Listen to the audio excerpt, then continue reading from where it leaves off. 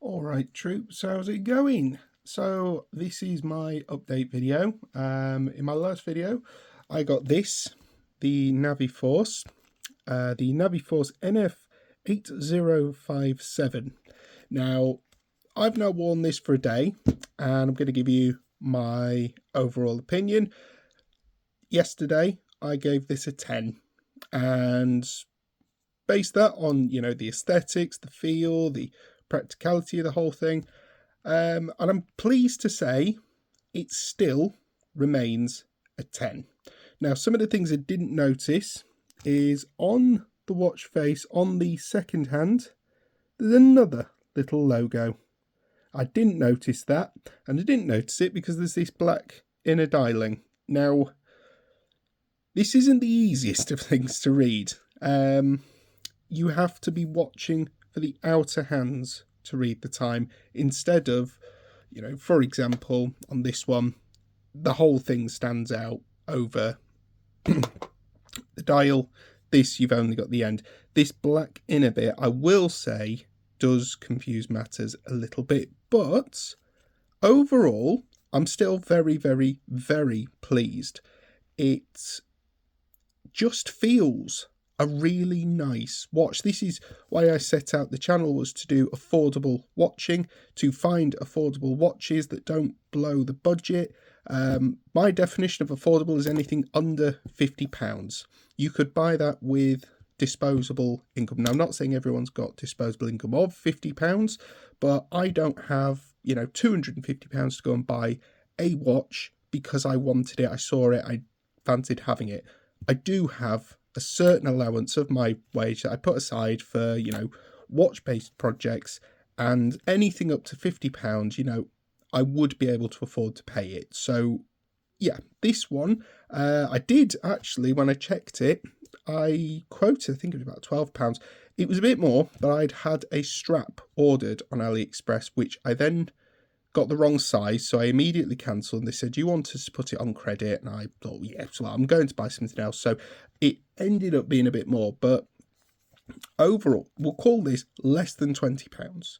So for less than £20, this is brilliant. Another thing I didn't notice, the hands are glow in the dark.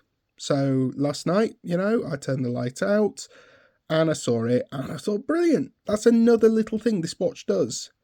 I didn't notice before, the hour little markers are raised above it, so they stand out.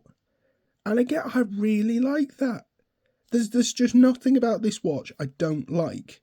The buttons feel good, you know, nice and springy, and it's got all of its little details here and there.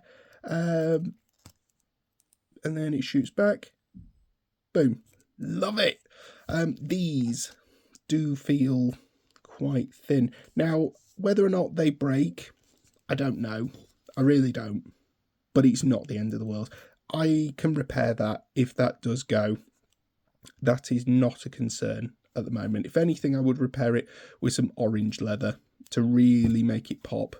But no, 100% would recommend. I've put the link in the last video, so check that out.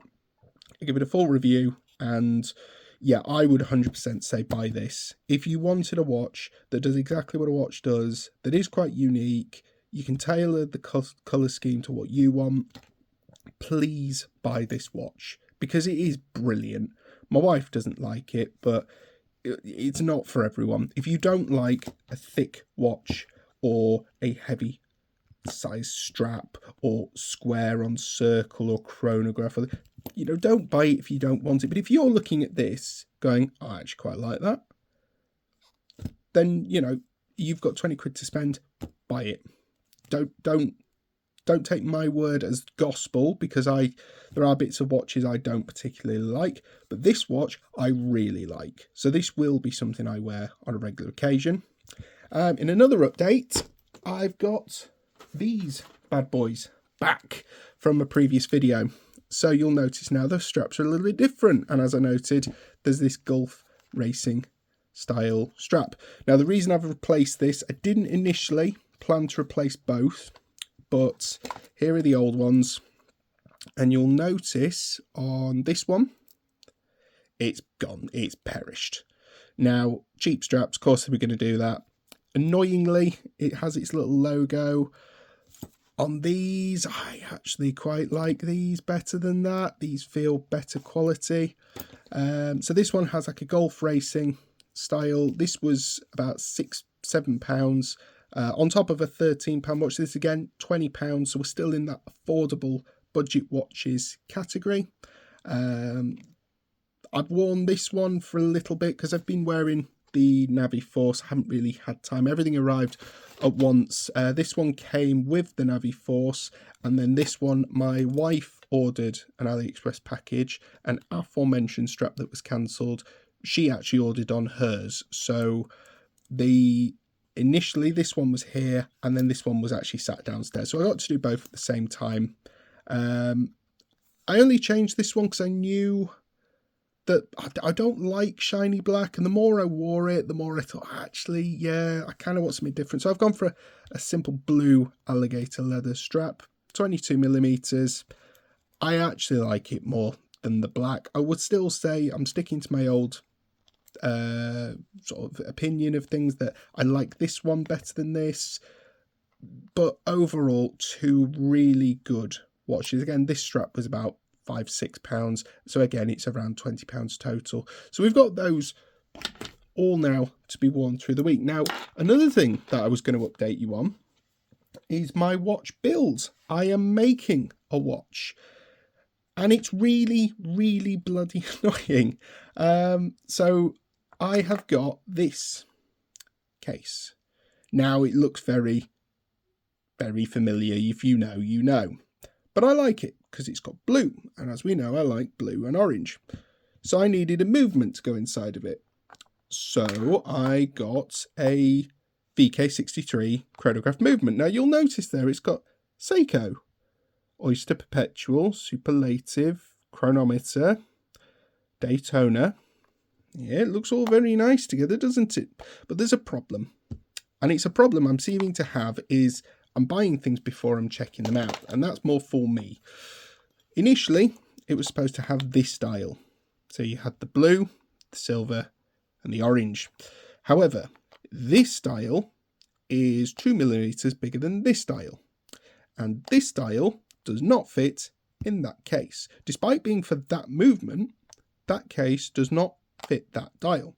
So I've had to get another dial. So I've got this one.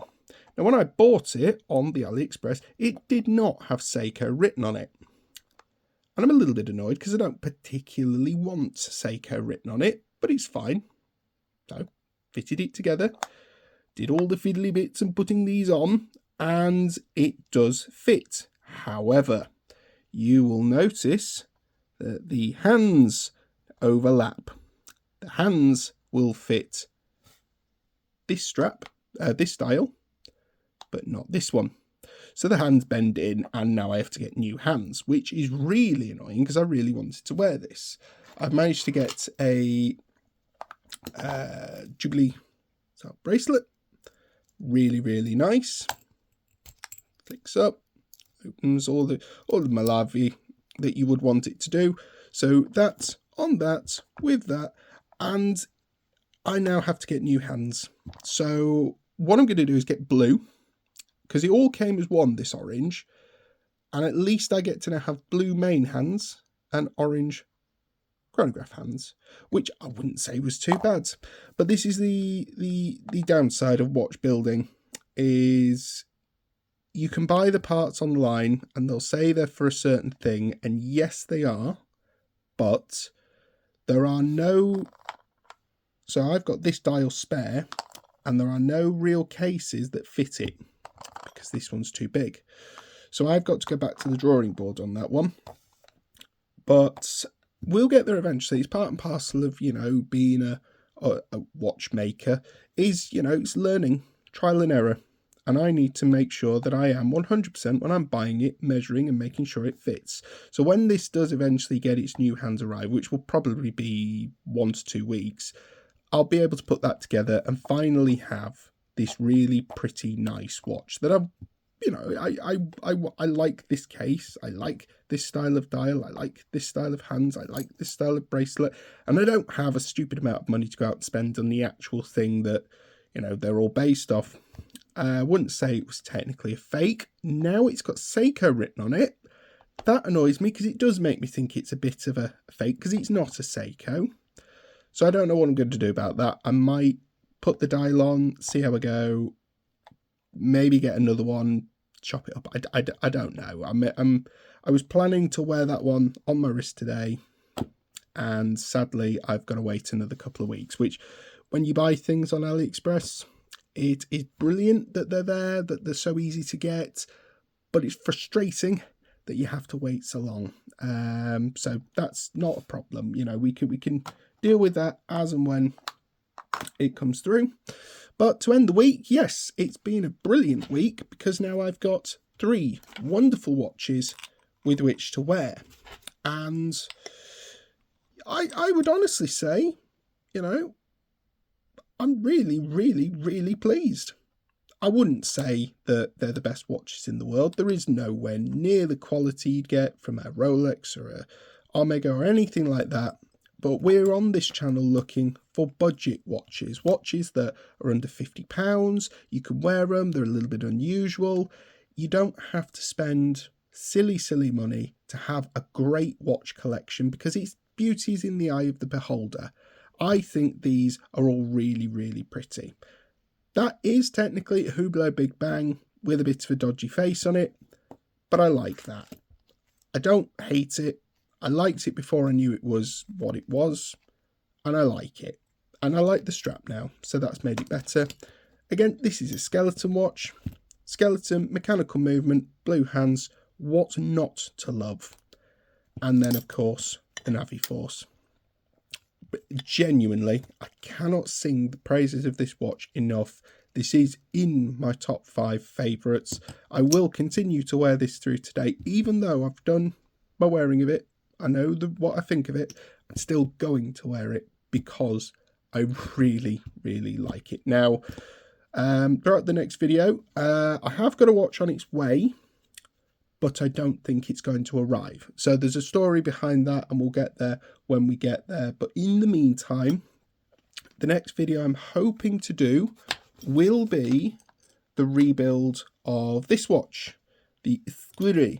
Now, this is one that I got on Amazon, and you see it's taken to pieces, and that's because the movement is gone. So I'm replacing the movement on this watch, but I've had to order it. And initially, the movement that came was this one. However, the little pins, where are they? I don't even know if this is the one. No, it isn't. I've just picked up a random movement. Silly me. Basically, the long and the short is where you've got your dial is where the little pins in the back of the movement go. Now, the dial for this one faces that way, like this one. However, the watch dial that arrived was one for one going that way, which meant that this face doesn't fit onto that movement, so I've had to order another one. Now, they are very, very, very cheap, so it's not the end of the world. I'm not crying about it, but this was a watch that I got when I first started working in my career. I got a nice paycheck for the first time as being in a proper employment, and I thought I'd treat myself and get a nice watch. Now, I only paid about £40 for it at the time. I loved the blue and the gold. I loved every element of the watch. I liked the case being blue and gold. I liked the chronograph, all of it. It was the perfect watch for me, and I've worn it for a good 10 years. So for a 10-year movement that's now run out, and it only costs about £4 or £5 to replace, it's not the end of the world. But unfortunately, I didn't realise it was going to go the other way because there were different variants. So that's something that when it does arrive, I will get built, and then I'll be able to showcase it in a future update. As I say, I've got another watch on its way, which, again, the story behind that, if it comes, I'll be able to say how we got there. If it doesn't and it gets cancelled again, then I will just, again, divulge. I'd like to confirm it when it's all said and done and it's here. But no, for the interim, at least I've got something to go on. Probably if nothing else arrives and nothing else comes through, my next video will probably be something me talking through some of the older watches, because you can see in the background there's various bits. Now this doesn't fall into the affordable category, but this is a Seiko Pogue chronometer, and that was handed down to me by my grandfather. I'm in the middle of rebuilding it, which is really expensive and really time consuming. So that might be something that we talk about, or some of the other watches that I've got in my collection. But no, thank you for watching. If you do want to ask me any questions, feel free to drop me a comment and I'll try and get around to those. I'd like to be in a position that, you know, I can just answer any questions as and when they come up, because, you know, it's nice to engage with the community of you watching. If you do like it, then, you know, drop me a like, drop me a subscribe. This is an entire channel based around affordable watches. So if you like collecting watches on a really small budget, then this is the place for you, because we want to talk about all things budget. I don't want to be talking about really expensive things. I want cheap, cheerful and wonderful things. And looking around today, as cheap and cheerful goes, I've got spare change from all of this and a big smile on my face. So thank you very much for joining, and I'll see you in the next video. Good afternoon and goodbye.